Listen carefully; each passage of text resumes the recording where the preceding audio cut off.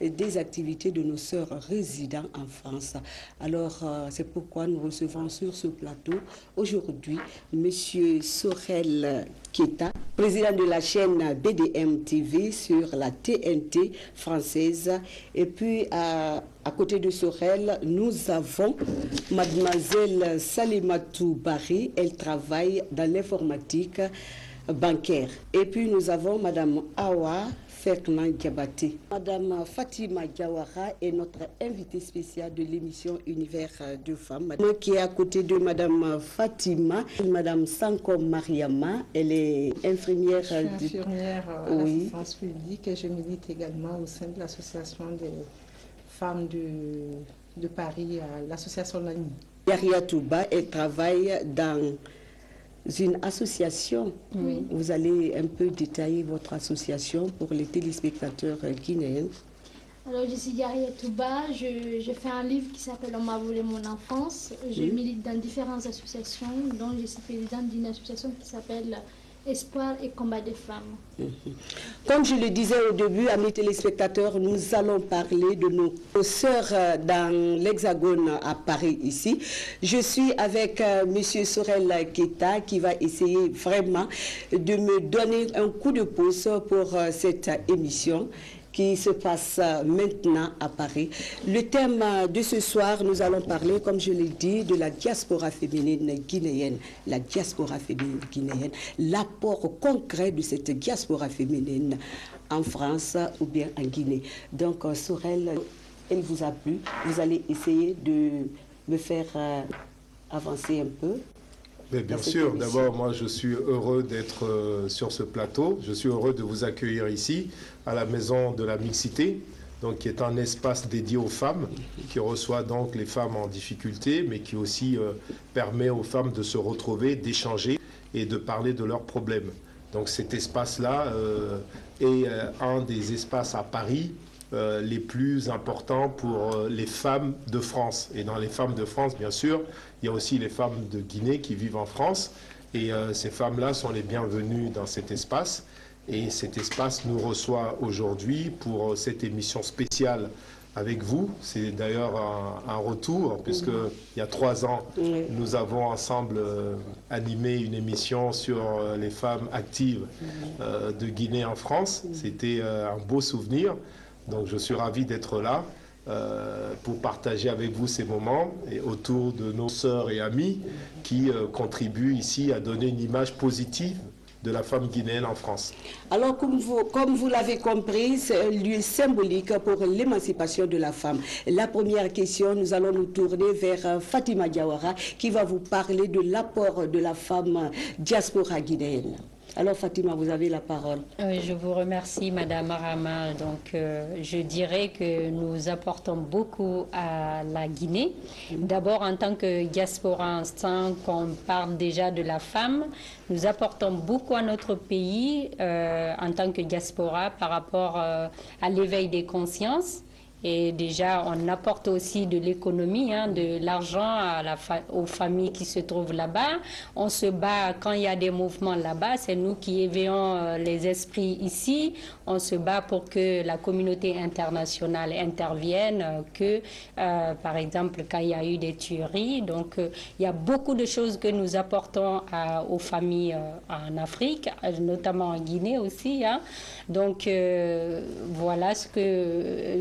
Par rapport à la femme guinéenne, vous n'êtes pas sans savoir que les femmes guinéennes, malgré qu'on est là, on se bat, nous sommes dans les foyers et on a nos activités et nous aidons aussi beaucoup nos sœurs, nos frères, nos mamans, nos oncles, tout le monde. On aide toute la famille qui se trouve sur place.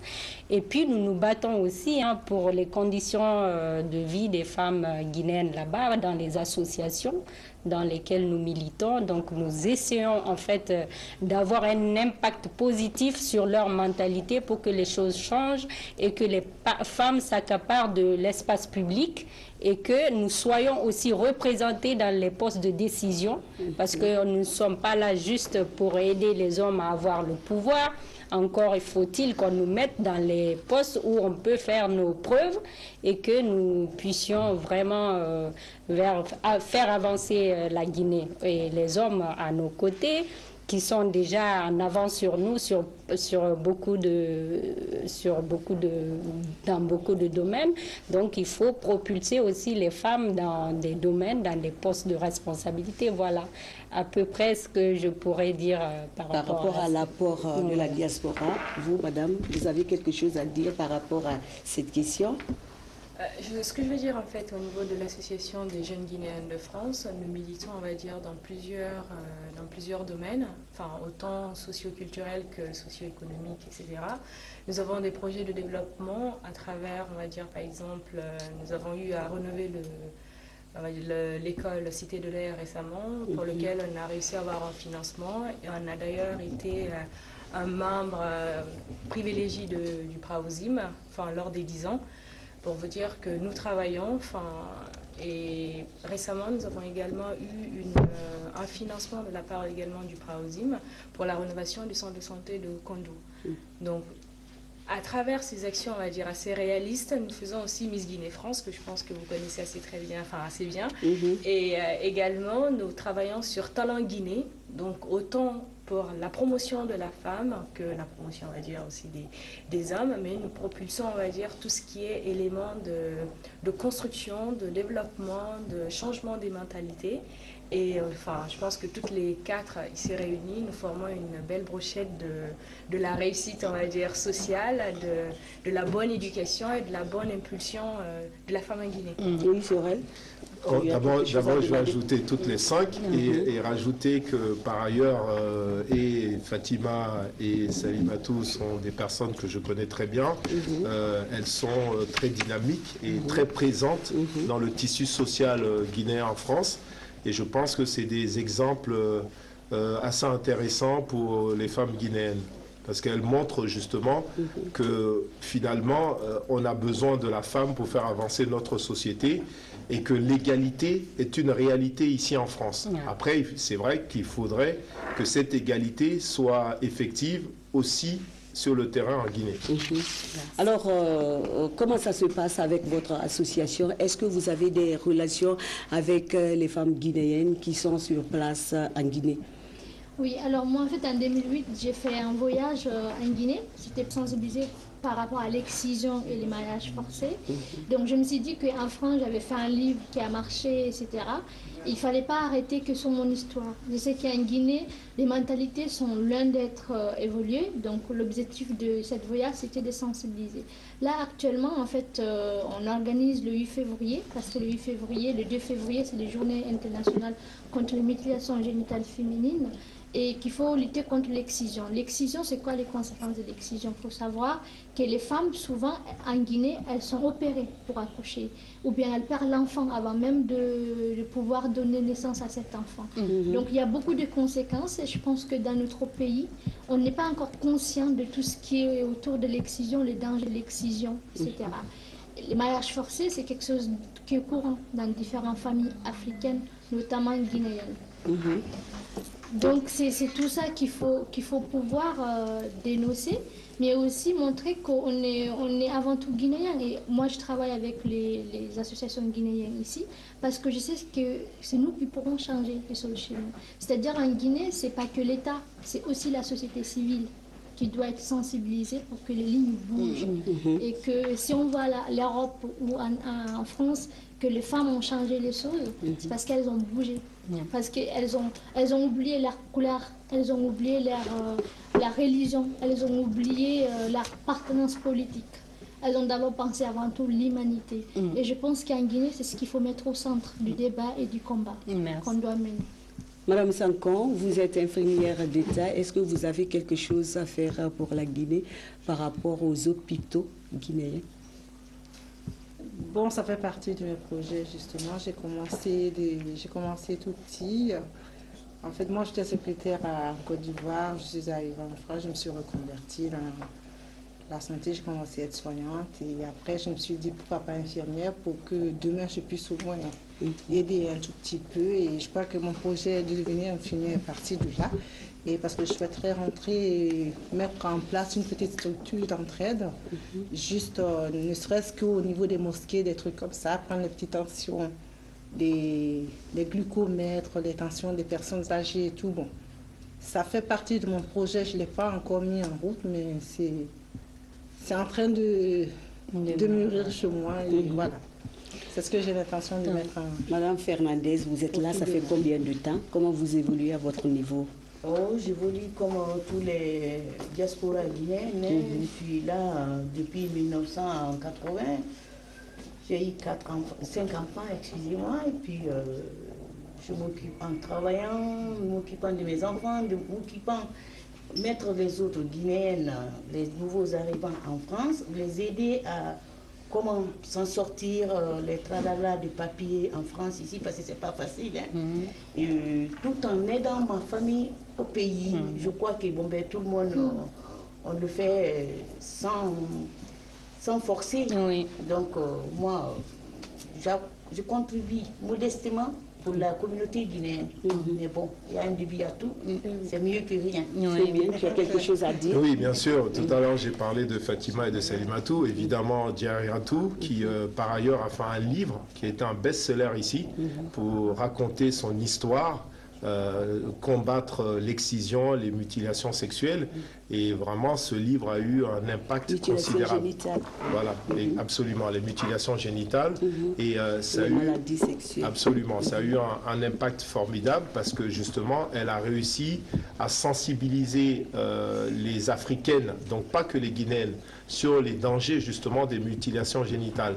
Et évidemment, les deux autres qui ont pris la parole sont dans des secteurs, l'enfance pour Madame Diabaté, moi je l'appelle Madame Diabaté parce que c'est la femme de mon frère, et Madame Sankon, elles sont dans un secteur qui est très important. La petite enfance et la santé, c'est la base de tout.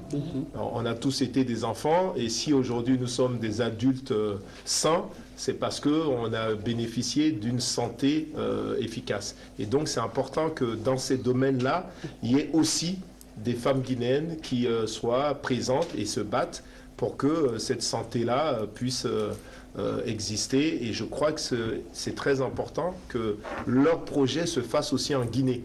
Parce qu'ici, elles font le travail pour lequel elles sont payées. Mais je crois que ce qui serait bien, c'est qu'elles créent des ponts avec la Guinée pour que la question de la petite enfance et la question de la santé, qui est assez dramatique dans notre pays, puisse être à l'ordre du jour. Pour rajouter, je n'avais pas parlé de notre association, AFAD. Donc, nous avons mis en place une coopérative, la coopérative agricole et artisanale Perle d'Afrique. Donc, je suis allée en Guinée plusieurs fois. C'était aussi dans le cadre de cette coopérative. Donc, c'est une coopérative qui aide les groupements de femmes, notamment, à être regroupées ensemble dans divers secteurs d'activité, notamment le beurre de karité dont on a beaucoup parlé avec la ministre de l'Industrie à l'époque, qui nous avait invités dans le cadre de l'entrepreneuriat féminin, où on avait bien intervenu. Et puis il y a aussi les femmes teinturières de Kindia que nous supportons aussi dans notre coopérative. Donc nous pensons que avec peut-être un peu de volonté politique, que l'État va nous soutenir dans l'amélioration vraiment des conditions de travail de ces femmes, de ces groupements, pour que nous puissions enfin mettre en place le grand projet qu'on avait suggéré à l'époque au ministère de l'Industrie à l'époque. Donc j'espère que le projet va voir jour. C'est la promotion du beurre de karité pour son exportation à l'extérieur et qui pourra être un bon projet pourvoyeur d'emploi pour les femmes, les jeunes et puis pour tout le monde. Voilà à peu près ce que je voulais dire à ce niveau aussi. Par rapport à l'État, est-ce que le ministère des Guinéens de l'étranger porte vraiment un regard favorable sur vous ici, les femmes? Ben nous, en fait, nous ne sommes pas trop en contact. Moi, personnellement, notre association et les associations qui sont partenaires à nous, on n'est pas vraiment en relation avec le ministère des Guinéens de l'extérieur. Donc, peut-être que ça serait une occasion, cette fois-ci, qui s'intéresse vraiment à la diaspora parce que il y a quand même un grand apport de cette diaspora à la cause des Guinéens et puis que nous contribuons beaucoup aussi à l'économie du pays. Donc, par exemple, si je prends chez nous, il n'y a pas de chiffres. Mais par exemple, je sais qu'au Sénégal, au moins, le revenu des foyers, c'est 90% des revenus des foyers viennent de l'extérieur, de la diaspora. Et nous apportons beaucoup, mais quand il s'agit vraiment de parler de la diaspora, on se méfie de nous. On vient comme si on est un peu... Oui, c'est vrai. On arrive sur place, on a toujours peur. Oui, pourquoi ils viennent en terre conquise, ils viennent se montrer. Non, c'est pas ça. Il faut que l'État prenne ses responsabilités pour que ceux qui sont là puissent apporter, parce qu'on est très bien formés ici. Quand même, on a été dans des écoles. Il y a beaucoup de gens qui ont de l'expérience, même si ils n'ont pas été à l'école, mais qui ont quand même beaucoup de choses à apporter au pays. Pourquoi ne pas tendre la main à ces gens-là pour apporter quelque chose au pays? Donc nous, de notre propre chef, on le fait. Il faut que l'État fasse aussi son travail dans ce sens. Dans ce domaine, oui. Voilà. On dit souvent que les femmes en Afrique sont marginalisées sur le plan économique. Est-ce que c'est le même cas chez toi? Tu peux essayer de dire quelque chose, comme elle le dit là. Je veux dire, en fait, moi j'ai quand même eu assez la chance d'avoir été dans une famille où il y a quand même une certaine ouverture d'esprit. Donc autant au niveau de l'éducation, ça nous a permis d'intégrer de bonnes écoles et par la suite d'évoluer en Occident et d'avoir un très bon boulot. Et c'est sûr que nous qui avons eu la chance, ce serait peut-être important, en tout cas c'est la mission que je me donne et beaucoup de filles que je côtoie, c'est de repartir et puis apporter, on va dire, cette expérience qu'on a eue, cette ouverture d'esprit aux autres qui sont là-bas. On ne dit pas forcément qu'elles ne sont pas ouvertes d'esprit ou quoi que ce soit d'autre, mais c'est toujours bien d'avoir ce partage d'expérience, d'avoir ce regard croisé. Pour essayer de tirer le meilleur, on va dire, de chaque expérience au final. Donc moi, la marginalisation, peut-être il y en a qui l'ont subi, j'en vois, mais personnellement je ne l'ai pas subi et je me suis toujours battue pour pour atteindre mes objectifs. Et par rapport à l'État, la même question. Comment vous voyez? Est-ce qu'il porte un regard favorable sur vous ici, la femme diaspora? Le regard favorable, je crois qu'il faut se battre. Hein? C'est tout ce qu'il y a à dire. Hein, puisque ceux qu'on a trouvés sur place, les autochtones déjà se battent pour se faire une place. Je crois que nous, quand on arrive, il faut qu'on fasse nos preuves aussi. Qu'on montre que nous avons des diplômes, nous avons des acquis à l'extérieur qui sont équivalents à ceux d'ici, quoi. Il faut qu'on se batte plus et que voilà, on se fasse notre place. C'est le plus difficile, je crois, hein, se battre ici, aller se rebattre là-bas pour ne pas qu'on reconnaisse nos compétences et tout. Je crois que c'est un peu ce qui est le plus difficile pour nous. Moi, je pense que la diaspora est un des principaux acteurs de développement et de soutien de la Guinée. Mais au cœur de cette diaspora, il y a la femme guinéenne, bien sûr. Mais je suis d'accord avec Mme Sankon. Je pense qu'il faut que les femmes s'engagent. Il faut que, certes, l'État doit faire son travail, mais il faut que les femmes n'attendent pas des choses spéciales de l'État et qu'elles s'activent elles-mêmes pour prendre toute leur place dans la société. Et je pense qu'elles le font déjà. Parce qu'aujourd'hui, la plupart des personnes de la diaspora guinéenne qui agissent vers le pays, c'est des femmes. qui contribuent à soutenir des familles, qui contribuent à monter des fermes, des espaces agricoles. C'est les femmes. Les hommes le font aussi, hein. Il faut être honnête. Mais celles qui sont les plus actives, ce sont les femmes. Donc elles n'ont pas attendu l'autorisation du gouvernement pour le faire. Mais cela dit, il faut que le gouvernement mette en place des moyens juridiques, des moyens même, un cadre juridique et des moyens financiers pour que le lien se fasse avec les femmes de là-bas. Et je crois aussi que le ministère des Guinéens de l'étranger, moi j'ai connu les 2 derniers ministres, M. Guilao qui est un ami, qui est vraiment quelqu'un d'actif, qui a tout fait, qui nous consultait, et Mme Orugui Bari, je crois qu'il faut que ce ministère-là ait une antenne ici. Très important, que le ministère doit... Les Guinéens de l'étranger. Absolument, le ministère des Guinéens de l'étranger doit avoir même des antennes dans les pays où vivent la majorité des Guinéens de la diaspora. Parce que ça leur permet d'avoir des contacts réguliers et de savoir quelle est la réalité de ces Guinéens, notamment des femmes, et de pouvoir donc, en fonction de ces réalités-là, agir. Donc c'est vraiment très important que tout ce que Fatima a dit serait réglé s'il y avait un échange, un lien entre le ministère des Guinéens de l'étranger et les acteurs majeurs de la communauté guinéenne de l'étranger. Oui. La même chose. Non, je suis tout à fait d'accord avec ce que Soraya dit. Il faut quelque chose qui tisse les liens. C'est-à-dire qu'ici en France, on a des personnes qui sont engagées, qui se battent de près ou de loin pour la Guinée. Parce que toutes les personnes qui vivent en France, c'est rare que quelqu'un n'envoie pas l'argent, par exemple, à sa famille, ou qu'aide pas le pays de loin ou de près quand il y a des accidents, etc., ou quand il y a des problèmes dans le pays. On est tous, de toutes les façons, sensibilisés et touchés. Donc après, il faut faire les liens. En faisant les liens, ça permet en fait de développer la Guinée d'une autre manière. C'est-à-dire que nous qui sommes ici, on est loin des partis politiques. On est loin de dire que lui, il est sous-sous, nous, on est au-delà, on est au-dessus de ça. Avant tout, on se bat pour l'humanité. Donc, on a envie que les choses changent, on a envie qu'on voit la Guinée d'une autre manière. Pour pouvoir faire ça, il faut un vrai travail des liens, c'est-à-dire déjà le ministère qui est le ministre de l'Affaires étrangères, comme Sarah le disait, il faut qu'il a de chaque pays où il y a plus de Guinéens qui sont là, qui se soient représentés, qu'il y a des réunions, que les travaux qui sont faits ici, ça soit remonté aussi en Guinée.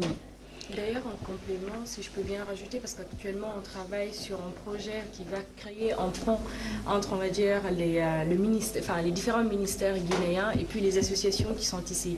Donc, ça voudrait dire qu'au final, lorsqu'on a un projet ici, pour faciliter les démarches, etc., cette antenne-là permettra, on va dire, de mettre en relation, de faciliter, on va dire, les échanges, parce qu'en règle générale, on sait bien que tout ce qui est administratif est assez compliqué dans nos ministères, enfin, on ne crache pas dessus, mais c'est toujours assez compliqué. Donc du coup, l'idée, ce serait de faciliter, de mettre en place cette plateforme et de faciliter les échanges entre ceux qui sont pourvoyeurs de projets et ceux qui sont en Guinée et qui sont responsables. C'est un projet, je pense, qui est en train de prendre forme ici. Aujourd'hui, dans la CAGF est un acteur, la JGF, et puis vous avez également EduCetera, et puis une autre association, et le PROJEG. Je ne sais pas si vous voyez un peu ce qu'ils font en termes d'action. Donc du coup, on est en train de travailler dessus, et je pense que très prochainement, vous entendrez parler, et ça va être aussi un bon facilitateur entre les différentes plateformes. Awa, tu as quelque chose à dire? Oh non, je crois que tout a été dit, je n'ai rien à rajouter dessus. Je suis d'accord avec mes collègues. Donc à quand le départ définitif chez toi, en Guinée? Pour bientôt. Pour bientôt, c'est-à-dire quand? Mois de juillet. Je vais essayer de rentrer avec lui, mais définitivement. Non, en vacances, juste. J'ai dit le départ définitif. Non, pas pour l'instant. J'attends un peu, les enfants, ils sont petits d'abord. Quel regard portez-vous sur le droit de la femme en Guinée? Est-ce qu'il est respecté vraiment dans le lutte? Bon, parlant des droits des femmes, c'est vrai que de la femme guinéenne, ça fait partir aussi des droits de l'homme, hein. Donc la violation des droits de l'homme, bon, ça la Guinée a toujours connu cette partie, ça fait partir de la partie sombre de la Guinée, mais en fait en ce qui concerne spécialement le cas de la femme guinéenne, C'est vrai, bon, les hommes, quand même, les gens, ils respectent la femme en tant que telle. On dit c'est nos mamans et tout. Mais en revanche, dans les foyers, ou bien on voit tous les jours des actes de barbarie, de violence envers les femmes, même dans les maisons. Ça commence d'abord dans la famille, où les femmes sont souvent, les jeunes filles sont marginalisées. On s'occupe plus des hommes, de la carrière, on amène les enfants à l'école. Souvent, c'est les filles qui restent à la maison pour aider leur maman, pour s'occuper de leurs frères qui restent à la maison.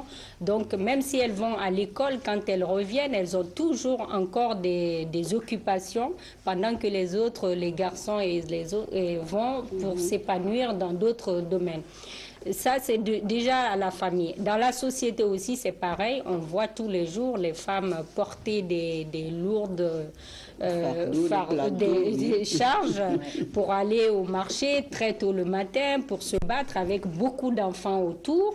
Donc, il y a ça. Et puis, il y a aussi l'indépendance des femmes, l'autonomie des femmes. Parce que quand on n'a pas son indépendance financière et économique, on devient en quelque sorte dépendant de l'homme, et puis après on n'a pas trop à revendiquer ses droits.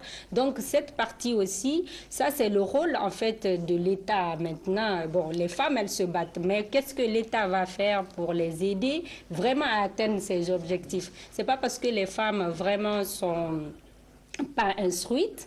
Il y a beaucoup qui ne sont pas instruites, certes, mais elles peuvent faire beaucoup de choses parce qu'elles peuvent faire le commerce, elles peuvent travailler dans d'autres choses, je ne sais pas moi. Donc, il y a plein de trucs qu'on peut faire. Il faut créer donc, une le droit des femmes, alors. Voilà, donc il n'y a pas que les violences physiques, il y a aussi la violence par rapport à l'économie, au financier, donc morale, qu'elles subissent par rapport à leurs conditions de vie. Donc, il faut qu'on améliore ça. Et ça sera aussi le rôle de toutes les femmes qui sont là, des hommes aussi. Hein, donc, à travers des associations, éveiller les mentalités pour que les femmes, d'abord, aient confiance en elles, qu'elles ne s'auto-censurent plus, et qu'elles s'accaparent de l'espace public. Donc, nous aidons les hommes à avoir le pouvoir. Il faut qu'on nous donne notre place. Et ça, c'est très important. Vous êtes le seul homme dans l'émission Univers de femmes parce que vous êtes journaliste. Et on a toujours dit que derrière une grande dame, il y a toujours un grand homme. C'est pourquoi vous êtes là. Est-ce que vous partagez les mêmes idées avec Mme Fatima Diawara? D'abord, je pense qu'on a dit derrière un grand homme, il y a une grande dame. Non, vous êtes en train de réécrire l'adage. Mais bon, c'est pas grave, je la prends. Je prends votre écriture de l'adage parce que moi, je suis féministe. Hein, donc, je suis à l'aise d'ailleurs dans cette émission avec vous parce que je considère que les femmes n'ont pas toute la place qu'elles méritent. Donc là-dessus, je crois qu'il faut faire davantage pour les femmes parce que si nos pays ont été autant en retard, je pense que c'est parce qu'ils ont été dirigés surtout par les hommes. Donc il est important qu'à un moment donné, qu'on mette les femmes en avant. Donc là-dessus, je suis d'accord avec elle. Mais parce que c'est elle qui donne le pouvoir aussi. C'est elle qui donne, la vie déjà. La vie. D'abord, c'est vous qui donnez la vie d'abord. Et ensuite, c'est vous qui contribuez effectivement à ce que le pouvoir soit... Voilà, absolument. Mais là où je nuance un peu la position de Fatima, c'est qu'il ne faut pas attendre tout des hommes. Je pense que le pouvoir, il se conquiert aussi par votre action quotidienne, par tout ce que vous allez faire, par l'implication que vous aurez dans la vie du pays. C'est-à-dire, il faut que les femmes se rendent incontournables. Le jour où vous arriverez à être suffisamment incontournables, les hommes n'auront pas le choix. Et je pense même aussi qu'il faut que les femmes s'engagent en politique. Je sais que ce n'est pas une émission forcément qui aborde ces questions-là, mais c'est des questions générales. Hein. Oui, ce n'est pas la politique politicienne, c'est la politique en tant que gestion des affaires de la cité. Je pense qu'il faut que vous vous engagez davantage et nous, les hommes qui vous aimons, qui vous respectons et qui considérons que vous êtes utiles au pays, on vous soutiendra. Il faut arrêter d'être derrière les hommes. Il faut à un moment donné vous situer devant. Donc c'est un homme qui le dit et qui l'assume parce que je vous connais bien, je travaille avec beaucoup de femmes. Et je pense qu'effectivement, surtout en Guinée, elles n'ont pas la place qu'elles méritent. Il faut qu'il y ait davantage de femmes au poste de commandement. Peut-être que le pays avancera davantage, mais il faut tenter aussi ça. Donc moi, je ne suis pas du tout gêné, Madame Touré, par tout ce que j'entends. Je suis un homme moderne qui comprend que les femmes sont indispensables.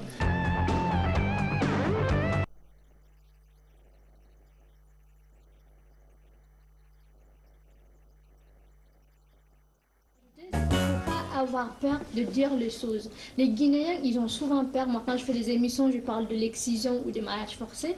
Je me rends compte qu'il y a des hommes guinéens qui vont appeler pour dire oui, ma sœur, arrête de dire ça. Ça, c'est peut-être la religion. Voilà, il ne faut pas avoir peur. C'est même pas la religion, c'est les traditions, c'est les coutumes. Et je pense que les femmes, aujourd'hui, les violences faites aux femmes en Guinée, on a vu tous le 28 septembre ce qui s'est passé. On ne peut pas se voler la face. La violence, elle est au quotidien dans la famille guinéenne. On peut relever ça par l'éducation, par les combats féminisme et par la sensibilisation. Il ne faut pas avoir peur de dire le mot. Donc les violences, toute la population, toute la société civile peut être mobilisée pour que ça s'arrête. Les femmes, elles ne sont pas nombreuses dans les prises de décision. Est-ce qu'on peut parler réellement de l'égalité entre l'homme et la femme dans ce cas? Grand sujet. Parce qu'aujourd'hui, on est tous, je pense même d'ailleurs, c'est un grand sujet même en Europe, hein, enfin dans les pays occidentaux, etc. C'est pas seulement un sujet guinéen, enfin, si je peux dire comme ça. D'un point de vue, je veux dire, enfin ça c'est purement personnel, hein, c'est pas du tout lu dans des grands ouvrages ou autres. Moi je me dis toujours qu'on peut être l'égal de l'homme dans la mesure où, enfin, je veux dire, les fonctions de chirurgien, de médecin ou encore de bâtiment ne sont pas réservées qu'aux hommes en soi. Nous avons tous la même intelligence, voire même plus, enfin, pour ne pas, on va dire, non, mais c'est le mérite. Bien sûr. Bien évidemment, le discours que peut tenir Monsieur Sorel, bien évidemment, enfin, chacune d'entre nous peut le tenir. Enfin, il faut, comme il l'a dit, il faut qu'on se batte, il faut qu'on montre qu'on a ses capacités, qu'on se valorise, parce que sans ça, on n'ira pas loin. Sans ça, on sera toujours relégué au second rang, voire même au dernier rang, on sera la solution Z. Il faut qu'on se dise, on est là, on a les capacités au même titre que vous, on sait autant s'exprimer que vous, alors pourquoi pas nous, au final? C'est la grande question, pourquoi pas nous? Et je pense qu'en forçant cela, en martelant cela, la société va se rendre compte que oui, elles ont la capacité. Ce n'est pas que des femmes qui sont là pour porter des enfants, ce ne sont pas que des femmes qui sont là pour faire à manger au mari qui rentre, bien évidemment, c'est normal, mais elles ont de la jugeote. Mais vous savez, malheureusement, en général, malheureusement en Afrique, c'est vrai que les hommes, ils n'entendent pas de cette oreille. Hein. Donc, on dit, on a des compétences comme vous. Prenez-nous, essayez-nous. Ils diront toujours, mettez-vous derrière nous et nous allons nous battre entre hommes. Donc c'est ça la mentalité aussi. Il faut que les mentalités changent en Afrique. Et même les femmes elles-mêmes, elles se sous-estiment, hein, même si elles ont des capacités. Quand il y a des hommes, elles commencent à dire, oui, bon, il faut amener les hommes. On a du mal on s'auto-censure et puis on n'a pas, les femmes, elles n'ont pas envie de se battre comme les hommes se battent pour s'accaparer de l'espace public. Les femmes, en général, quand elles viennent, c'est souvent entre nous, quand tu te dis, ben, il faut que les femmes soient vraiment, il faut la promotion des femmes, il faut qu'elles aient leur place, il faut qu'on leur donne leur place, il faut qu'elles aient des postes de décision. Souvent, c'est les femmes qui disent, ah, laisse tomber ça, il faut laisser les hommes aller là-bas, nous, on va s'occuper. Mais on ne peut pas continuer comme ça. Il faut qu'il y ait l'éveil des consciences, que les gens, que les femmes elles-mêmes sachent qu'elles ne sont pas vraiment derrière les hommes, qu'elles sont au même niveau que les hommes et que le peu de femmes instruites qu'il y a peut-être en Guinée, c'est pas à l'Occident. Ici, maintenant, quand on va dans les grandes écoles ou bien dans les universités, des fois, il y a plus de filles que de garçons. Hein. Donc, c'est chez nous que ce problème se pose vraiment. On a vu aussi dans le gouvernement socialiste, il y a la parité aussi, pour la première fois. Et en Guinée, souvent, c'est nous-mêmes, les femmes, qui sont, des fois, nos propres obstacles. Hein. Donc, des fois, même si, oui, on prend tellement la défense des hommes, et oui, il faut pousser les hommes, que eux, ils sont là, ils se disent, ben oui, on est en terre conquise, il faut marginaliser les femmes, c'est comme ça se passe. Sinon, par exemple, je ne suis pas politicienne, hein, je ne vais pas rentrer dans ça. Sur 33 ministres, il n'y a que 5 femmes, c'est pas normal. Pas des postes subalternes. Voilà, c'est ça. Je voudrais juste rajouter que aussi, bon, il y a le fardeau de l'héritage culturel et religieux aussi qui joue un tout petit peu contre la femme, hein, parce que bon, la femme, c'est toujours effacée pour l'homme. Quand bien même que la religion qui te dit que oui, il faut la décision de... toute cette mentalité-là, ça va être un travail de longue haleine, hein, ce ne sera pas pour maintenant. C'est sûr que c'est un combat qu'on commence, qu'on débute et qu'il faut vraiment s'armer de beaucoup de courage et beaucoup de choses parce que effacer tout ça, ça va être difficile. Par exemple, nos mères, nos sœurs, bon, leur tenir certains discours, bon, ils n'accepteront pas. Ils te diront, ah non, non, non, c'est un homme, bon, de toutes les façons. Bon. Ça, c'est l'héritage culturel et ce qui fait qui fait ce blocage-là aussi. Hein. Je crois il y a du changement parce qu'on a des femmes qui sont présidentes. Il y a quand même on va dire, des exemples. On ne peut pas dire, enfin, est-ce qu'il y a une femme présidente? Non, il n'y en a pas. Mais si, aujourd'hui, il y en a. Au Libéria. Au Libéria, en Centrafrique. On ne voit même pas son mari. Bien sûr. Enfin, l'Allemagne du Sud. La femme qui dirige aujourd'hui l'Europe, si je peux le dire comme ça, c'est bien. Le FMI, c'est qui? C'est une femme. Donc, il y a des ça continue, ça. C'est comme aujourd'hui aux États-Unis, on peut rêver qu'il y ait, on va dire, un métis, un noir qui soit président. C'est un exemple. On peut oser. Une femme aussi peut venir. Donc, une femme aussi peut venir. Si on prend le cas d'Hillary Clinton, donc du coup, c'est bousculer ces mentalités-là. C'est vrai que c'est un travail de longue haleine. Mais il faut se battre. Il faut se dire, on a envie d'atteindre un objectif, on a envie d'être valorisé dans la société, bien qu'aujourd'hui, on l'est, mais on veut encore plus pour qu'on soit au même statut. Pour que les postes ne soient pas que des postes d'hommes, il y a des postes mixtes, c'est des postes, pour moi c'est des postes unisexes. Donc du coup, il faut qu'on se batte pour dire qu'on est présente et qu'on a cette valeur ajoutée à apporter pour le développement autant en Guinée que partout ailleurs. Et pas se cacher toujours derrière la culture, c'est-à-dire qu'on peut aussi casser le relativisme culturel, de dire que ah oui, c'est notre tradition. Le monde a évolué, c'est-à-dire qu'aujourd'hui, tout le monde a Internet, tout le monde sait aller sur Facebook, par exemple. Avant, il y a 10 ans, c'était impensable en Guinée. Donc, on ne peut pas dire toujours, parce que c'est vrai, dans nos coutumes, dans nos traditions, il y a des choses qui sont bien. Il n'est pas question de remettre ça en question, mais aussi, il y en a beaucoup qu'il faut faire, qu'il faut changer, il faut évoluer. Donc, il ne faut pas s'arrêter et se cacher derrière, ah, c'est des coutumes, c'est des traditions. Moi, je dis, ce n'est même pas la religion, parce que la religion, en vrai, ne fait pas les hommes. C'est les hommes qui la pratiquent. Donc, c'est les hommes qui se cassent derrière les coutumes, les traditions, en disant oui, c'est comme ça, on ne peut pas changer, on ne peut pas faire bouger. Non, on peut changer les choses. Bien sûr. On peut changer les choses, on peut les faire bouger, comme tu le dis. Nous arrivons vers la fin de l'émission Univers de femmes. Vous allez me donner le dernier mot. Chacun, maintenant je dis chacun parce qu'il y a un homme, va essayer, avant que tu nous quittes, le dernier mot. Si vous avez quelque chose qui vous tient à cœur vraiment, que vous voulez dire, alors je vous cède la place. Bien sûr, et moi je rappelais tout à l'heure que ce serait bien qu'une des femmes qui est là prenne la parole, donc je lui céderai cette place-là. Je ne parlais pas de la direction de ma société. La chaîne est toujours présidée par le sociétaire. Mais tu ne veux pas avoir une femme à côté? Si, dans les instances... non, adjointe et même dans les instances de direction, on a 5 directeurs, dont 4 femmes. Malheureusement, on dit directeur quand c'est le masculin qui est présent. Donc nous, on a 5 directeurs. Mais elle a déjà pris le casque. Hein. D'accord. Donc, on a une direction qui est majoritairement féminine. Donc, ce n'est pas juste des mots. Je pense qu'il est important que nos mots correspondent à nos pratiques. Mais je pense qu'il ne faut pas tomber non plus dans la guerre des sexes. On a besoin des hommes et des femmes ensemble pour avancer et pouvoir avancer notre société. Il faut aussi s'appuyer sur ce qui existe. Comme disait Salimatou, c'est pas qu'à l'étranger, même en Guinée. Il y a des femmes qui ont le pouvoir, il y a des femmes qui bougent, il y a des femmes qui font des choses formidables, il y a des femmes qui réussissent dans leur secteur d'activité. Et ces femmes-là, il faut les soutenir davantage et il faut justement montrer en exemple ces femmes pour que les plus jeunes se disent que c'est possible. Et je suis d'accord aussi avec Diaratou qui disait que ce n'est pas un blocage religieux. Si on connaît bien la religion, en vérité, elle prône l'égalité. On dit que vous n'irez pas au paradis si vous ne baisez pas les pieds de votre mère. La mère, c'est une femme. Donc, je pense que ce combat-là, il est permanent.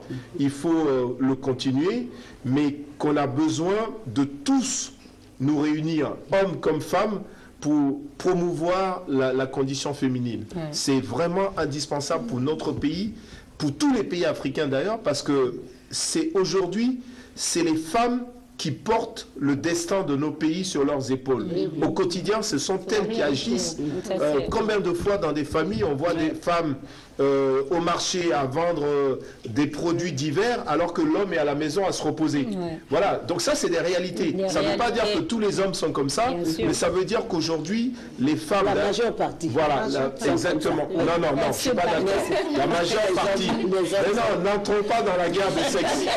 La majeure partie des hommes ne sont pas comme ça, mais quelques hommes le font. C'est ça. Je pensais être un terrain sympa, mais là je pense que finalement les femmes sont déterminées. Vous avez raison. Vous avez raison de vous défendre. Vous avez raison de vous défendre.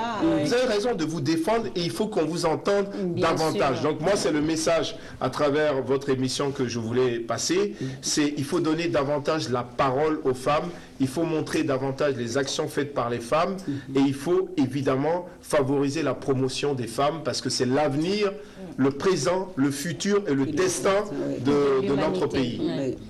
Oui.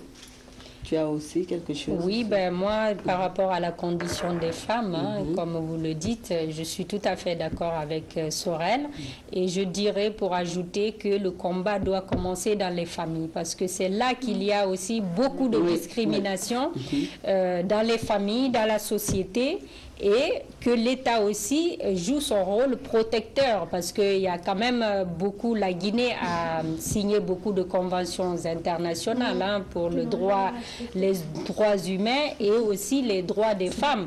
Donc il y a toutes les lois qui sont là sur place, mais jamais elles sont appliquées. Donc il y a aussi le mariage, la polygamie, elle est interdite par la loi guinéenne, mais c'est la règle sur place. Donc ça veut dire qu'il y a beaucoup de règles qui ne sont pas respectées. Donc d'abord les familles, il faut qu'elles sachent que la femme peut réussir comme les garçons, les filles peuvent réussir comme les garçons. Donc il ne faut pas mettre tous les fardeaux sur les jeunes filles à la maison, en les empêchant vraiment d'aller étudier et de continuer leurs études. Et dans la société aussi, il faut que les gens changent leur regard sur les femmes.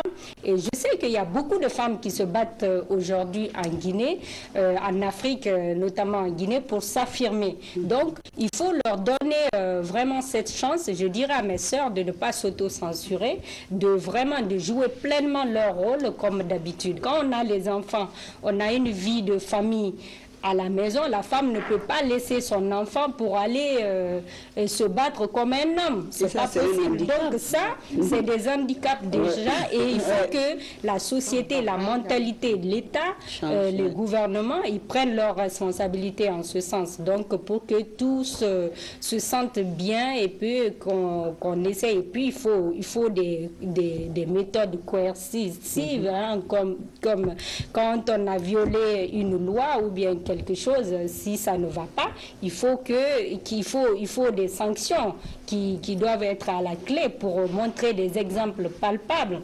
Donc ça, c'est important.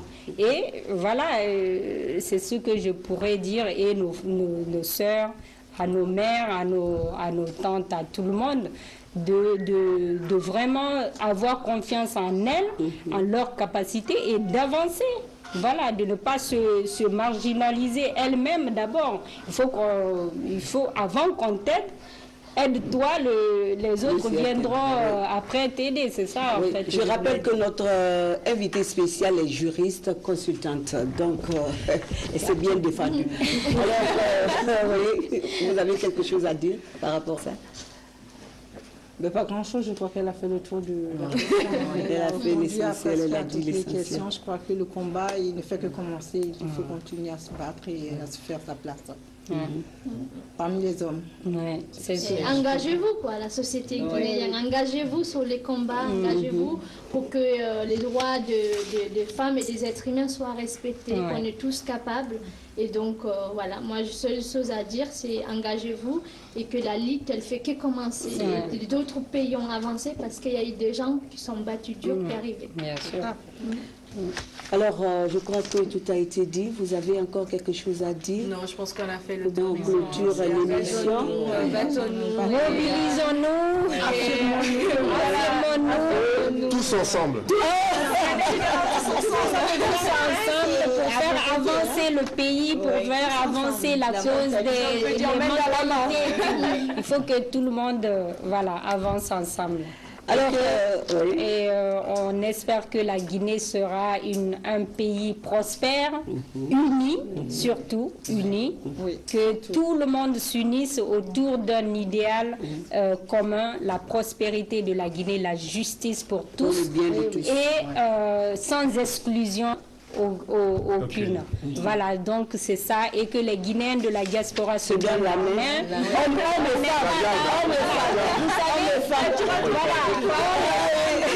Parce que quand on est ici, on ne va pas dire tu es peu, tu es malinqué, tu es forestier, on dira c'est les Guinéens. Donc il faut que les Guinéens se donnent la main, et c'est nous qui devons donner l'exemple à ceux qui se trouvent en Guinée. Parce que nous, on a beaucoup travaillé, on a beaucoup marché, on a beaucoup d'expérience, on a l'esprit ouvert, entre guillemets, pour ceux qui veulent vraiment, parce que à Paris ici, c'est une ville de diversité, donc ça se voit partout. Pourquoi nous ne pouvons pas transmettre ça à nos frères qui se trouvent là-bas, qui n'ont pas eu la chance de voyager, d'avoir l'esprit ouvert? Parce que il ne faut pas s'enfermer sur soi-même. On a toujours quelque chose à apprendre, à donner aux autres. Donc, il faut que les Guinéens se donnent la main et que le combat, c'est pour tout le monde, sans exclusion. Il faut, quand il y a des choses positives, il faut aller vers ça et propulser ça. Ce qui est négatif, on essaye d'arranger ça entre nous et que la diaspora se comprenne. Ça, c'est très important. Et M. Sorel a été pendant longtemps le président de la coordination des associations guinéenne de France.